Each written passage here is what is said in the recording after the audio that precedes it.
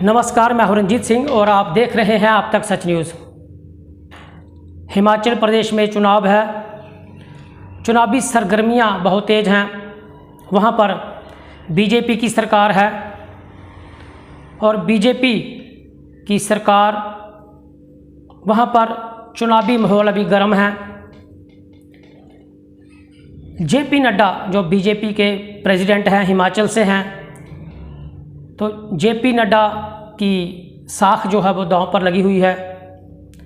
JP Nadda के लिए ये चुनाव जिताना बहुत ही ज़रूरी है और वहाँ पर देखते हैं कि अमित शाह और जेपी नड्डा की जो जोड़ी है कि जो हिमाचल में चुनाव होने जा रहे हैं वो कितनी कामयाब होगी। इस बात पर चर्चा करते हैं कि हिमाचल का जो चुनाव होने जा रहा है ये कितना बड़ा घमासान है। हिमाचल में जो चुनाव है, बीजेपी कहती है कि पूर्ण सत्ता में वापस हम लौटेंगे, लेकिन बीजेपी के अंदर बहुत अंतरकलह है। ये चुनाव बहुत ही मायने रखता है क्योंकि जो और भी राज्यों में चुनाव होंगे तो ये चुनाव उनके लिए बहुत ज़्यादा महत्वपूर्ण है और बीजेपी चाहेगी हर हालत में वापसी करना कि फिर से सत्ता में लौटा जाए। लेकिन एक नज़र डालते हैं हिमाचल का जो चुनाव है, बीजेपी में कहीं ना कहीं अंदर की जो फूट है अब सामने नजर आने लगी है।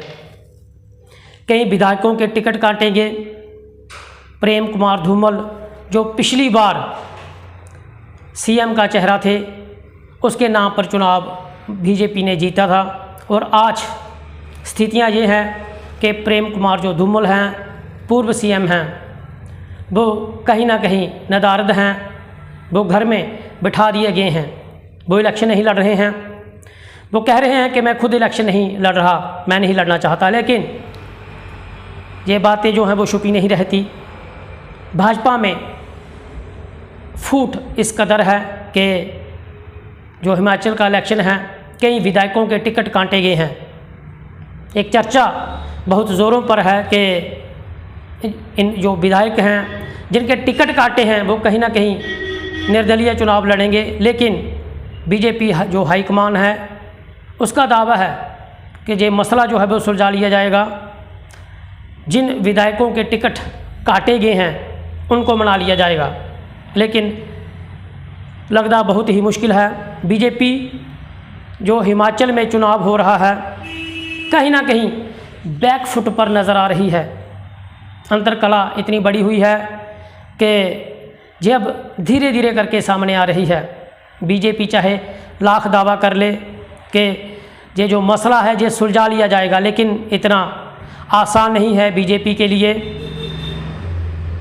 अब जो स्थितियां हैं बीजेपी के लिए करो या मरो की हैं। हिमाचल में हर हालत में भाजपा जो है वो सत्ता प्राप्त करना चाहेगी, उसके लिए कुछ भी करना पड़ेगा। जिन विधायकों के टिकट काटे हैं या मंत्री हैं जिनके टिकट काटे हैं उनको मनाने की कवायद शुरू करेगी और कोशिश करेगी कि कामयाब हो जाए। वही हाल कांग्रेस का है। कांग्रेस में भी अंतरकला है, कांग्रेस में भी फूट है। जिनको टिकटें मिली हैं ठीक है, जिनको नहीं मिली हैं उनमें रोष है। और देखना ये दिलचस्प होगा कि कांग्रेस भी किस तरीके से वापसी करेगी या किस तरीके से ये जो मसले हैं उनको सुलझाएगी। लेकिन एक बात तय है कि बीजेपी के लिए राहें जो हैं वो आसान नहीं हैं, बहुत मुश्किल होगा बीजेपी के लिए हिमाचल में वापसी करना। इतना मुश्किल के बहुत टफ लगता है, लेकिन फिर भी जेपी नड्डा के लिए बहुत ज़्यादा दिक्कतें ये चीज़ पैदा करेंगी कि किस तरीके का इलेक्शन और कैसे लड़ा जाए, कौन सी प्लानिंग। अमित शाह जी और जेपी नड्डा जी की जो प्लानिंग है कम ही फेल होती है। हो सकता है कि वो वापसी कर जाएं। एक तरफ अनुराग ठाकुर है और दूसरी तरफ जेपी नड्डा। इनके बीच की दूरियां जो हैं वो साफ तौर पर समझी जा सकती हैं कि जो जेपी नड्डा हैं जयराम को उसका साथ प्राप्त है और जो अनुराग ठाकुर है वो भावुक होते हुए आपने देखा कि किस तरह इलेक्शन प्रचार में वो रोए। और एक बात तो तय है कि जो प्रेम कुमार धूमल है, जो आज घर में बैठे हुए हैं, जिनको घर में बिठा दिया गया है, उनका एक फैन वर्ग है, उनका बहुत बड़ा फैन वर्ग है। वो मुख्यमंत्री रहे हैं। पिछला जो इलेक्शन हुआ वो इलेक्शन प्रेम कुमार धूमल को सीएम चेहरा बनाकर लड़ा गया और सफलता भी हासिल की गई। वो अलग बात है कि प्रेम कुमार धूमल अपनी सीट हार गए और मुख्यमंत्री का सपना जो था वो सपना ही रह गया। जयराम आए। अगर एक बात की यहाँ पर चर्चा ज़रूर हम करना चाहेंगे कि अगर बीजेपी कहती है कि हमने बहुत विकास करवाया है हिमाचल में, जयराम कहता है कि विकास के नाम पर हम वोट मांगेंगे। अगर वोट मांगे जाएंगे तो यकीनन जो जनता है वो बहुत चालाक है। जनता जो हिमाचल की बहुत भोली भाली है, लेकिन वो रिपीट कभी नहीं करती। वो ज़रूर इतना पूछेगी कि अगर विकास हुआ है तो फिर ये जो विधायकों के टिकट काटे गए हैं उसके क्या मायने हैं, ये टिकट जो हैं ये इनको क्यों नहीं दिए गए।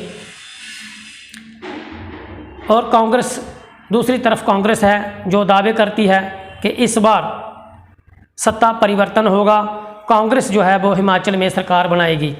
लेकिन कांग्रेस के लिए भी राहें जो है वो इतनी आसान नहीं हैं। कांग्रेस में भी फूट है, कांग्रेस में भी बहुत सारे गुट हैं। हर नेता जो है वो मुख्यमंत्री बनना चाहता है। और जो बीजेपी है, बीजेपी एक संगठित पार्टी है। हो सकता है कि बीजेपी जो है वो हिमाचल में फिर से दोहरा जाए। ये देखना होगा, ये बहुत ही दिलचस्प है। ये तो मतदाता ही डिसाइड करेंगे, मतदाता ही तय करेंगे कि ये जो 2022 का चुनाव है हिमाचल प्रदेश में, इसमें सत्ता की वापसी बीजेपी करेगी या नहीं करेगी। ये सारा का सारा दारोमदार है, मतदाता पर निर्भर करता है। लेकिन फिर भी कहीं ना कहीं भाजपा पे अंतरकला जो है वो बहुत ज़्यादा है। और देखने वाली बात यह है कि किस तरीके से भाजपा इस अंतरकला को सुलझा लेगी। दावे भी किए जा रहे हैं, अनुराग ठाकुर भी कह रहे हैं कि ये सारा का सारा मसला सुलझा लिया जाएगा। और उधर को कांग्रेस है, कांग्रेस के लिए भी राह इतनी आसान नहीं है। वो भी दावे कर रही है कि इस बार सत्ता परिवर्तन होगी, बीजेपी जो है वो सत्ता से बाहर हो जाएगी, कांग्रेस जो है वो सरकार बनाएगी। लेकिन देखने वाली बात यह है कि क्या भाजपा पूर्ण दोहरा पाएगी या फिर कांग्रेस जो है सरकार बनाएगी।